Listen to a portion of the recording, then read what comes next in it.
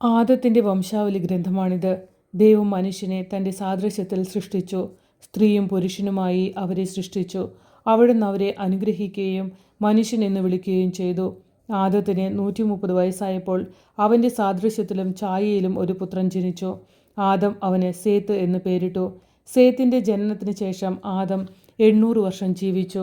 അവന് വേറെയും പുത്രന്മാരും പുത്രിമാരും ഉണ്ടായി. ആദത്തിൻ്റെ ജീവിതകാലം 930 വർഷമാണ്. അതിനുശേഷം അവൻ മരിച്ചു.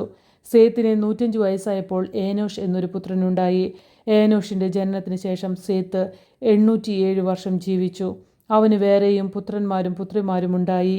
സേത്തിൻ്റെ ജീവിതകാലം 912 വർഷമാണ്. അവനും മരിച്ചു. ഏനോഷിന് 90 വയസ്സായപ്പോൾ കെയ്നാൻ എന്ന പുത്രനുണ്ടായി. കെയ്നാൻ്റെ ജനനത്തിന് ശേഷം ഏനോഷ് 815 വർഷം ജീവിച്ചു. അവന് വേറെയും പുത്രന്മാരും പുത്രിമാരും ഉണ്ടായി. ഏനോഷിൻ്റെ ജീവിതകാലം 905 വർഷമാണ്. അവനും മരിച്ചു. കെയ്നാന് 70 വയസ്സായപ്പോൾ മഹലേലിന് എന്നൊരു മകനുണ്ടായി. മഹലേലിൻ്റെ ജനനത്തിന് ശേഷം കെയ്നാൻ 840 വർഷം ജീവിച്ചു. അവന് വേറെയും പുത്രന്മാരും പുത്രിമാരും ഉണ്ടായി. കെയ്നാൻ്റെ ജീവിതകാലം 910 വർഷമായിരുന്നു. അവനും മരിച്ചു. മഹലേലിന് 65 വയസ്സായപ്പോൾ യാരെദ് എന്ന മകനുണ്ടായി. യാരെദിൻ്റെ ജനനത്തിന് ശേഷം മഹലേൽ 830 വർഷം ജീവിച്ചു. അവന് വേറെയും പുത്രന്മാരും പുത്രിമാരും ഉണ്ടായി. മഹലേലിൻ്റെ ജീവിതകാലം 895 വർഷമായിരുന്നു. അവനും മരിച്ചു. യാരെദിന് 162 വയസ്സായപ്പോൾ ഹെനോക്ക് എന്ന പുത്രനുണ്ടായി. ഹെനോക്കിൻ്റെ ജനനത്തിന് ശേഷം യാരെദ് 800 വർഷം ജീവിച്ചു. അവന് വേറെയും പുത്രന്മാരും പുത്രിമാരും ഉണ്ടായി. യാരെദിൻ്റെ ജീവിതകാലം 962 വർഷമായിരുന്നു. അവനും മരിച്ചു. ഹെനോക്കിന് 65 വയസ്സായപ്പോൾ മെത്തുശെലഹ് എന്ന മകനുണ്ടായി.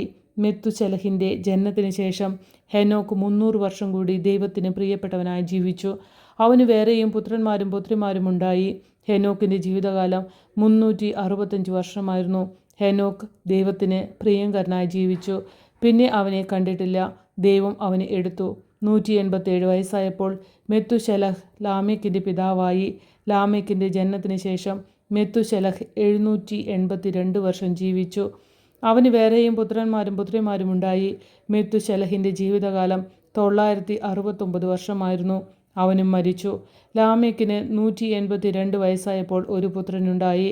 കർത്താവ് ശപിച്ച ഈ ഭൂമിയിലെ ക്ലേശകരമായ അധ്വാനത്തിൽ അവൻ നമുക്ക് ആശ്വാസം നേടിത്തരും എന്ന് പറഞ്ഞ് അവനെ നോഹ എന്ന് വിളിച്ചു.